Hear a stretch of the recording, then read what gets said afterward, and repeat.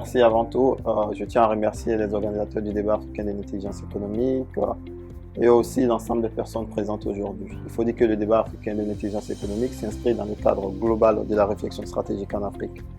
Il est important ce débat. Pourquoi? Il est important parce qu'aujourd'hui l'Afrique est proie à des mutations. L'Afrique est à la fois le terreau fertile de beaucoup d'événements. L'Afrique a décidé de prendre son développement en main et de ne plus se laisser faire, mais d'être collaborateur avec les autres nations et les autres organisations internationales. Le débat pour pouvoir rassembler l'ensemble des informations sur les enjeux stratégiques, comment ces enjeux se déroulent en Afrique, comment les acteurs africains s'intègrent dans ces enjeux et quelles sont les perspectives pour une Afrique plus résiliente et plus grande encore. Donc, dans ce sens, nous avons décidé d'initier le débat africain de l'intelligence économique pour donner une ligne directrice, pour montrer qu'il ne faut pas attendre les autres. Le développement, la réflexion, ça doit commencer par nous, Africains, avant que les autres ne puissent apporter leurs contributions.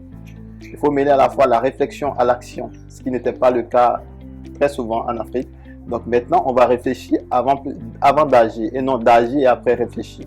Donc le débat est là pour ça, avec l'Institut africain de la réflexion stratégique, qui essaie d'organiser cet événement au niveau annuel pour rassembler toutes les connaissances, tout le savoir-faire africain et aussi européen et occidental pour accompagner cette Afrique dans sa mutation et dans son développement. Le message qu'il a retenu de chaque débat, c'est priorité déjà, priorité de développement, prise de conscience des Africains, mise en œuvre, des solutions de mise en œuvre de modèles de développement pour l'Afrique, centrés sur l'Afrique, mais également ouverts sur le monde. Donc des stratégies à la fois locales, c'est-à-dire globales au niveau africain, au niveau mondial, mais locales au niveau de chaque pays. Donc ceci est important puisqu'on a abordé les défis économiques avec les défis d'infrastructure, les défis sanitaires, plein de défis. Et aussi on a abordé la question de la diplomatie aujourd'hui qui est incontournable pour les États qui souhaitent avancer, qui souhaitent être des États de premier plan.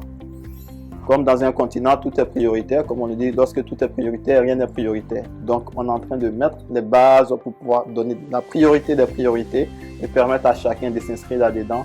Et pourquoi pas embarquer les organisations africaines pour la deuxième édition, pour pouvoir donner une ligne conductrice, faire sortir les actes du débat, montrer cette réflexion qui est faite par les Africains et les partenaires de l'Afrique pour pouvoir aider l'Afrique dans son souci de développement et d'intégration au niveau mondial.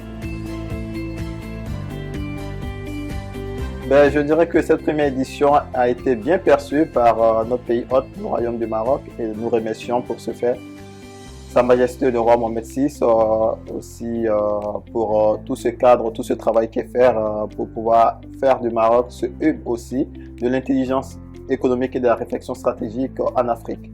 Donc nous avons très hâte pour la seconde édition avec beaucoup plus de thèmes, plus d'interventions et aussi plus de propositions concrètes pour permettre aux États de sortir des épingles du jeu. Je sors de là satisfait et ravi. J'ai hâte pour la seconde édition.